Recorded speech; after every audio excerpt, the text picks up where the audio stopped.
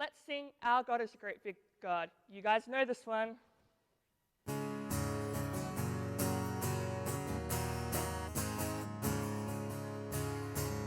Our God is a great big God. Our God is a great big God. Our God is a great big God, and He holds us in His hands. Our God is a great big God. Our God is a great big God. Our God is a great big God, and He holds us in His hands. He is higher than the skyscraper, and He's deeper than a submarine. He is wider than the universe, and beyond my wildest dreams. And He's known me, and He's loved me since before the world began.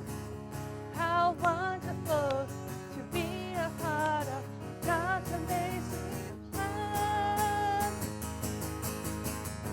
Our God is a great big God. Our God is a great big God. Our God is a great big God, and He holds us in His hands. He is higher than the skyscrapers, and He's deeper than a submarine. He is wider than the universe, and beyond my wildest dreams. And He's known me, and He's loved me since before the world began.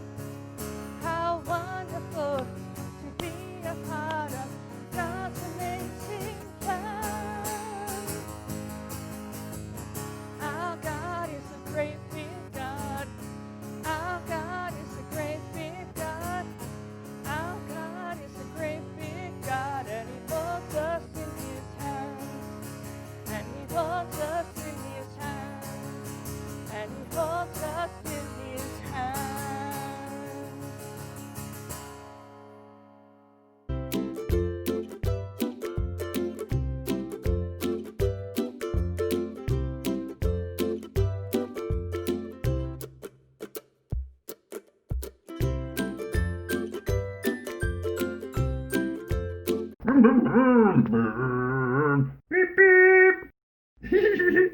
Hi everyone, welcome back to Quizworx Home Delivery. I'm Matt. Alright, I'm ready to go. Scruff, what are you wearing? You told me that over the next few weeks we're going to be following Jesus up a mountain. So I've got my mountain climbing gear.